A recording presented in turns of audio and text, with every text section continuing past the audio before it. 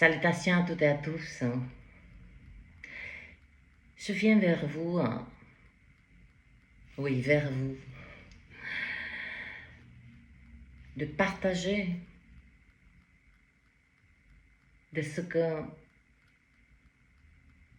je comprends enfin, de ce que ça veut dire et l'importance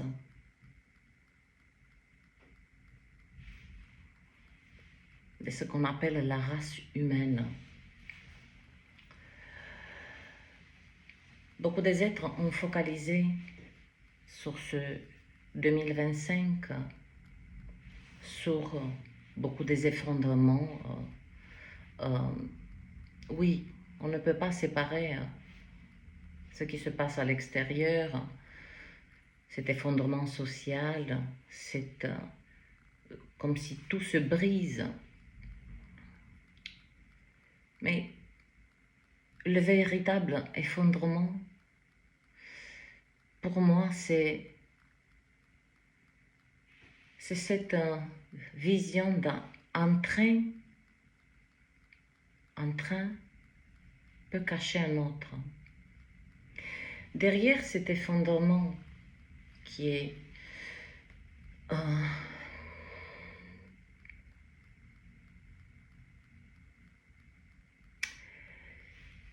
alimenté,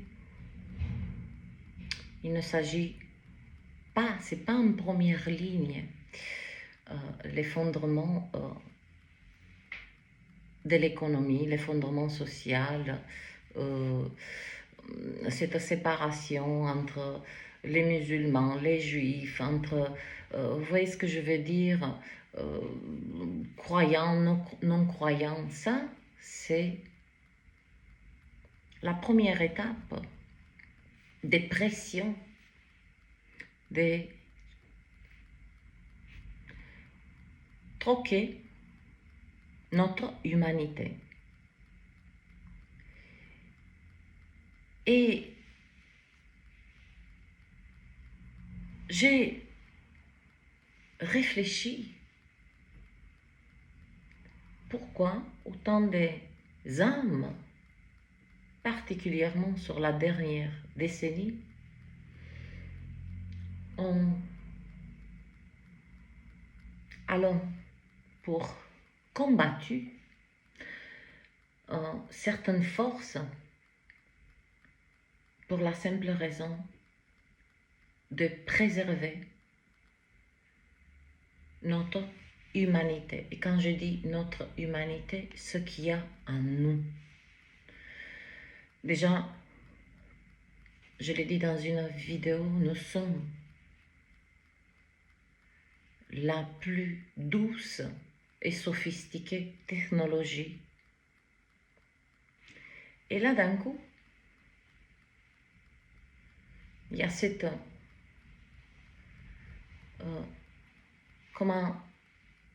un train à grande vitesse qui passe et qui largue toute cette technologie pour que nous l'adoptons dans notre technologie, cette douce technologie sophistiquée, pleine de beauté. Ce que fait la technologie, l'intelligence artificielle, notre corps, notre technologie, le fait bien mieux que tout ceci. Ayez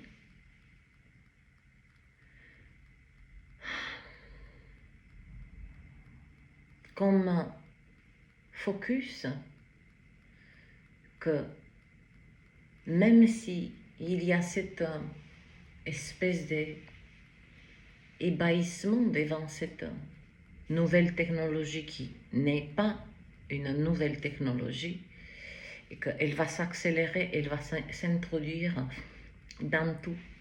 Voyons,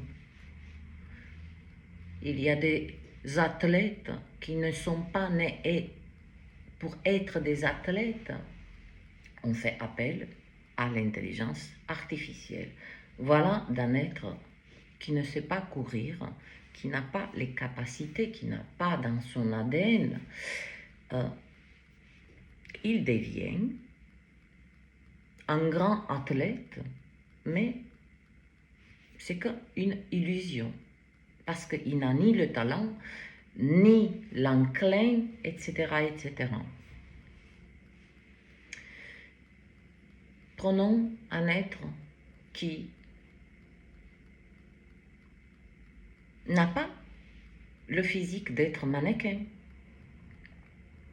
Eh bien, la technologie, cette intelligence artificielle, va modeler, et cet être qui n'est pas conçu pour être mannequin, grâce à cette, on va dire, inoculée, cette intelligence artificielle dans l'intelligence naturelle, biologique et au-delà. Et nous y voilà avec un mannequin qui est créé,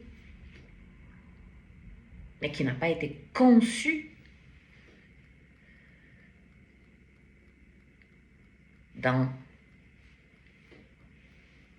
lorsqu'il a atterri ici pour être ça.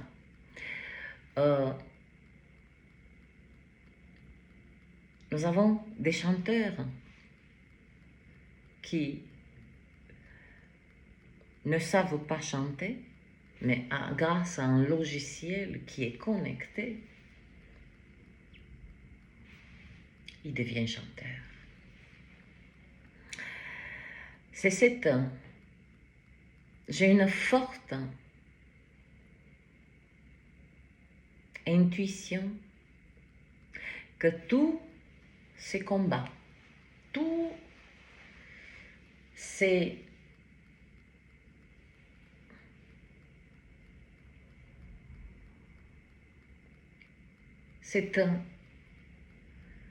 ce mouvement vers la présence de nous, vers cette conscience, n'a eu qu'un seul but, préserver la pure race humaine. Attention, ne déformez pas mes mots. Lorsque je dis ça, ce n'est pas une question d'épuration ou quoi que ce soit. Je parle de l'humanité, de la pure humanité, celle qui fonctionne avec cette technologie douce, sophistiquée, délicate, qui est capable des émotions, de l'empathie, de la tendresse, de l'amour.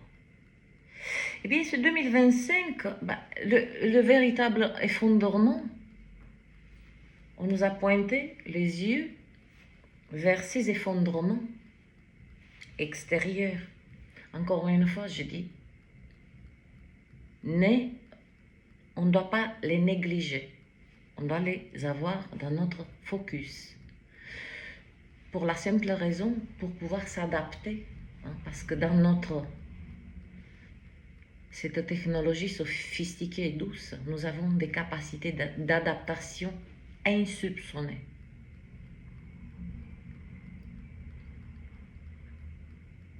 Ce n'est pas la technologie, l'intelligence artificielle qui nous donnera des solutions lorsque nous serons dans une grande détresse. Notre système, notre intelligence naturelle nous aide à transmuter la peur, la panique dans des instants calmes. Le véritable effondrement, c'est l'effondrement de la civilisation humaine qui est en viseur. Et derrière, il y a un marketing d'une beauté Lorsque vous voyez toutes ces publicités, ne pensez pas que cela est anodin. C'est juste des petites étapes que notre esprit ouvre les bras à travers la médecine. Ah tiens, nous avons fait des découvertes que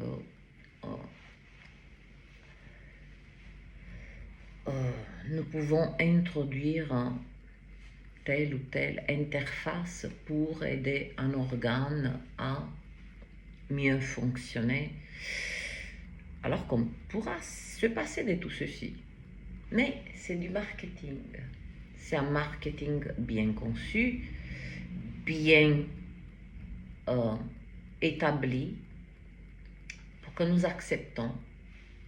Et quand je dis que c'est notre civilisation et que nous sommes la dernière génération des purs humains, avec tout ce qui va avec nos hauts, nos bas, nos émotions, en vrac, partout et nulle part. C'est ça qui fait la beauté de l'être humain.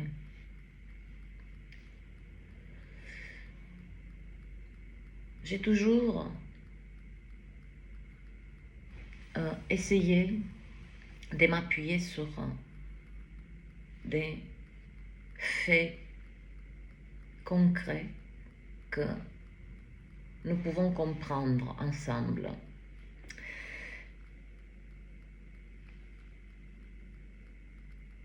Observez à quel point cela ne date pas d'hier.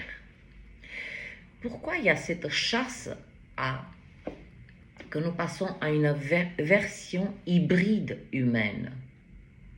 Parce que c'est ça le véritable effondrement dont on parle en 2025, qui va être notre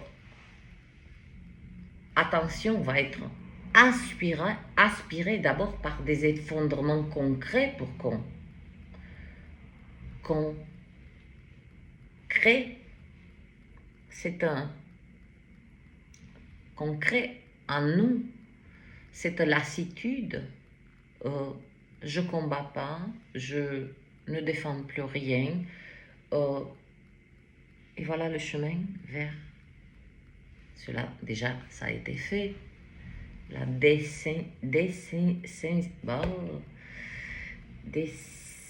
j'arrive pas à le dire. Oh, laissez-moi tranquille. Désensibilisation.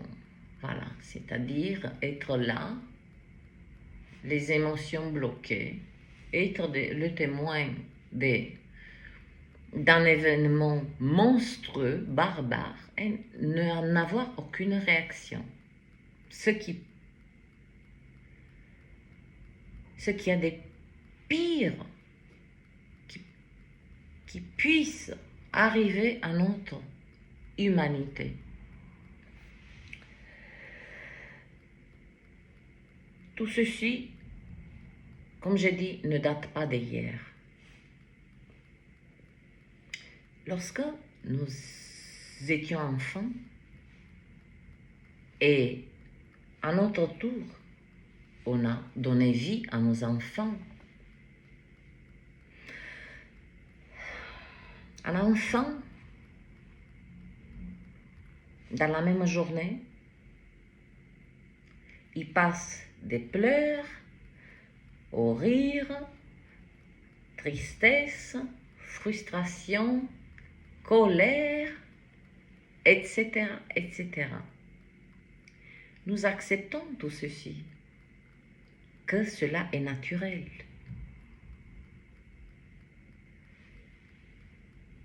Mais on a posé une limite. Tant qu'on est enfant, les mêmes émotions en tant qu'adulte, si on les exprime, tout ceci passe dans des cases comme diagnostic psychologique. C'est de la bipolarité. C'est-à-dire qu'en tant qu'adulte, si nous passons des pleurs au rire, ce n'est pas naturel. Vous voyez comment on nous a... Et nous-mêmes, on a immiscé, à petite échelle, mais quand même, d'apprendre à nos enfants de maîtriser ce flux des émotions parce que ça ne se fait pas. Ce n'est pas respectable. Qu'est-ce que la société va penser de toi? Et nous y voilà avec des petits pas qui viennent de loin, mais ces petits pas ont fait un sacré chemin jusqu'à cet instant où nous atteignons cette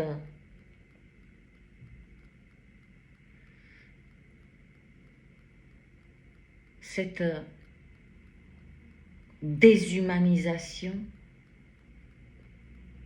mais donc ça a commencé par couper doucement le flux de nos émotions en leur mettant des étiquetes. Si tu passes des pleurs au rire dans la même journée, un adulte, il a un problème de sérotonine. Tiens donc. Ah, tiens donc. Vous voyez, on pose des diagnostics, mais on ne pose pas la question à ces êtres pourquoi ils ressentaient tout ceci. Ou on n'a même plus pris en considération que tout ceci est normal. Ce sont nos soupapes. Voilà, on a mis en veille soupape après soupape qui nous a amenés à être réduits dans notre propre technologie, cette douce technologie sophistiquée, inimitable, convoitée, avec de moins en moins de soupapes, ce qui permet à d'autres émotions très primaires de prendre le contrôle. N'est-ce pas merveilleux? Comment l'humanité avec douceur, avec silence, avec beaucoup de distractions, comme je vous ai dit, ces médias sociaux n'ont pas apparu par hasard. Cela faisait partie de absorber le maximum de notre, non pas de notre temps, mais de notre attention, de notre, pour que notre technologie devienne de plus en plus médiocre, et puis qu'on arrive à penser fermement que cette intelligence artificielle, c'est quelque chose d'extraordinaire. Et bien sûr, présenter à des êtres qui ont perdu, quand je dis cet état de médiocrité, je parle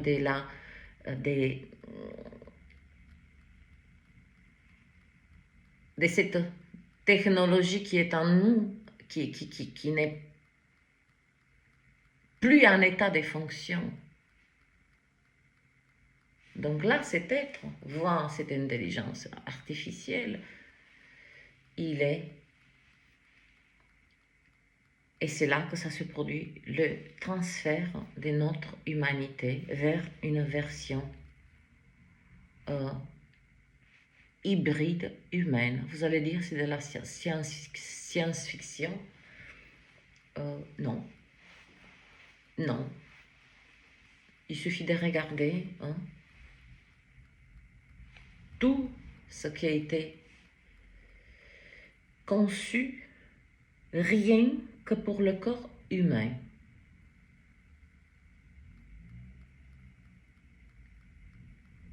Alors que nous sommes, comme je vous ai dit, une technologie complète, douce, sophistiquée, qui contient,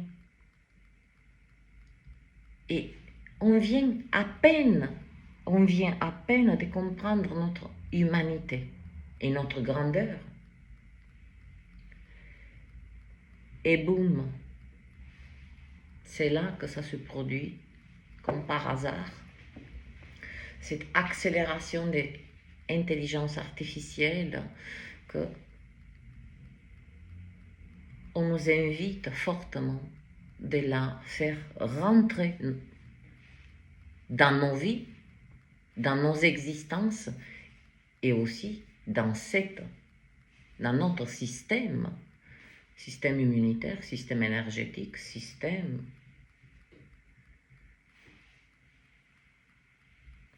ce qu'on appelle ce corps physique.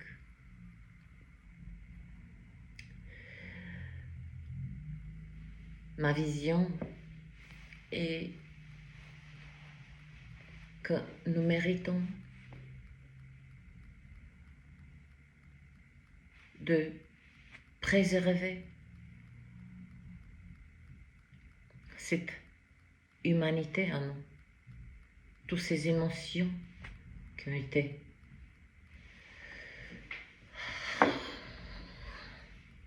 ont été détournées dans quelque chose, dans une polarité négative. On nous a traité nos émotions. Est-ce que vous saisissez?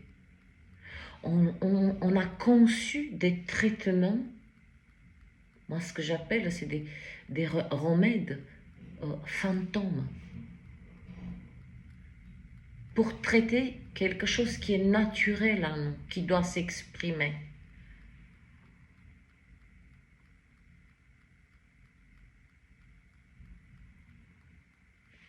Prenons la tristesse. La tristesse, elle a un remède chimique. Au fur et à mesure des années, tous ces antidépresseurs, anxiolytiques, etc., a modifié notre sensibilité, a modifié aussi, nous a amené vers une certaine docilité. Alors que la tristesse,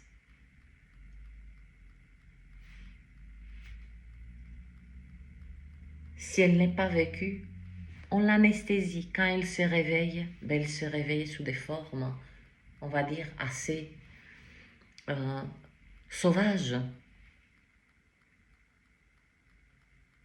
La joie, il y a toujours ce contraste que selon comment ce qui se passe dans le monde, on doit ajuster notre joie. S'il y a 100 personnes dans la rue qui sont happées par un événement,